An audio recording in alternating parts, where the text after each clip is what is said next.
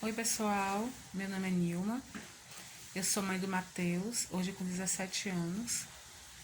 Eu tive uma gravidez não esperada, não foi muito boa, ele teve complicações, eu comecei a perder líquido amniótico e ao invés do pré-natal ser a cada 30 dias, como é de costume, o meu pré-natal dessa gestação dele era feito a cada 10 dias. E chegou aos 9 meses, ele nasceu de parto normal. Ele defecou, ele urinou, a nota foi 10. No outro dia eu vim para casa e vida que segue. Mas aos 5 meses eu comecei a perceber que ele era diferente do primeiro irmão, que nessa época já tinha 3 anos e 9 meses, o meu primeiro filho. E como os médicos não gostam que a gente compare o filho um com o outro, mas é inevitável pra gente que é mãe, eu comecei a notar que o desenvolvimento dele não estava acontecendo no tempo que o do irmão aconteceu, tudo no tempo certo. E eu percebi que ele estava atrasado.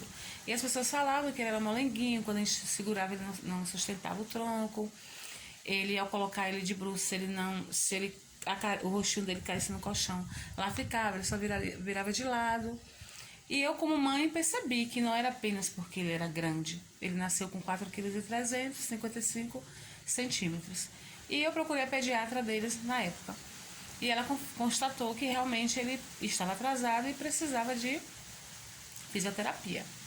Ela me encaminhou para fisioterapia, ele fez até uns 10 meses.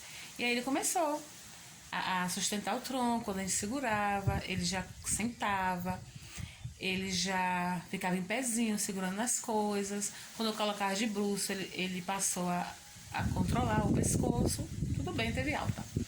Aí ele fez 1 ano e 2 meses, 1 ano e 3 meses, e ele não caminhava. E aí eu voltei para ela novamente, e ela agora passou não só fisioterapia, como natação. E ele fez fisioterapia e natação. E com 1 ano e 8 meses foi que ele começou a andar. Ele ficou com a tia Dani, eu viajei, e ela ligou falando que ele deu os primeiros passos, eu queria vir embora da mesma hora.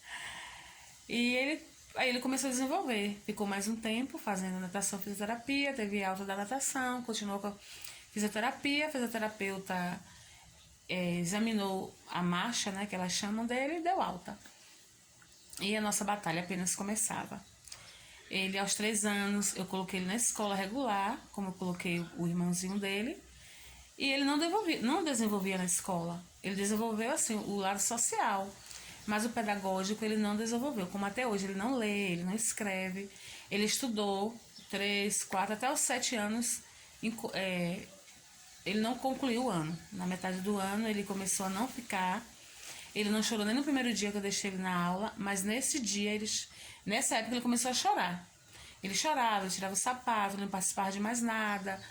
Na época, antes dele completar 7 anos, as meninas donas da escola, que também eram professoras, elas faziam faculdade e levaram a professora lá para elas descobrirem quem era Matheus. Na sala de aula, elas descobriram, né? Mas antes ela tinha levado essa professora, pro pátio na hora do recreio, e ela não conseguiu descobrir dentre aquelas crianças quem era o Matheus, o autista, só quando foi para a sala de aula.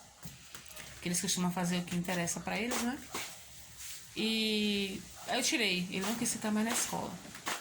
Ficou uns 2 anos em casa, foi quando ele começou em 2015 a ir para a PAI, um anexo da PAI, que é voltado para o tratamento dos autistas. E ele tá lá, esse ano não teve aula por conta da pandemia. Tem desenvolvido em algumas coisas, outras vezes regride, porque o autista tem dessas, principalmente quando muda a rotina, como ele ficou esse ano, praticamente sem ir para o atendimento. Ele está fazendo ecoterapia, ele continua a ecoterapia, ama. E aí muita coisa teve que mudar, né? Mudei, tive que parar de estudar, comecei a fazer faculdade, tive que parar de estudar. Trabalhar ficou inviável para mim, porque eu tinha que estar cuidando dele, levando ele aos tratamentos. E quanto ao futuro, o futuro não cabe a gente, né? O futuro cabe a Deus. Mas principalmente pais e mães de crianças especiais tem uma certa luta assim na nossa mente, né? Eu já pensei muito nisso, hoje eu não penso mais. Quem vai morrer primeiro? Ele, a gente sofre. E se a gente morrer primeiro e ele ficar aí? Como vai ser o futuro dele? Então eu parei de pensar nisso. Nós temos acompanhamento também lá para os pais, né? A gente participa muito de rodas com a psicóloga e ela tratou esse assunto. Que para que ficar pensando no amanhã? Então eu procuro viver o hoje, né? Amanhã não nos pertence. E ele continua dando um trabalho, né, que uma criança especial autista costuma dar. Às vezes ele tem problema com o sono, ele dorme tarde, acorda cedo. Às vezes ele não dorme à noite, dorme, cochila, acorda, dorme muito tarde. E isso acaba cansando a gente. A mim, o pai, que é muito presente, que cuida muito dele, me ajuda muito com ele. Ele é muito apegado ao pai, muito apegado ao pai. E a gente vive para eles, né? São poucas mães que conseguem trabalhar. E sendo mãe de um autista, porque a tarefa não é fácil. A gente cuidar de casa, cuidar da família, cuidar do autista, ainda trabalhar fora é complicado. Mas eu sempre sonhei, né? Em trabalhar fora mesmo com ele autista. Comecei a participar de grupos, porque lá eles acompanham não somente a criança com autista, o adolescente, adulto e até idosos, mas trabalha também com os pais. Isso me ajudou muito, né? Trabalhar, fazer terapias individual, fazer terapias em grupo. Você troca experiências, você ouve a experiência de outras mães, de outros cuidadores. E essa troca de ideia é muito importante, principalmente para aquelas mães que estão começando, né, a caminhada. Aí nós que temos já alguns anos na estrada, uma vai ajudando a outra, vai incentivando, vai motivando a outra. E a gente vai levando. O que é fácil não é. Né? Como eu falei da rotina, eles se mexem com a rotina, às vezes eles progridem, regridem, aí eles voltam, aprendem, desaprendem, e é uma luta.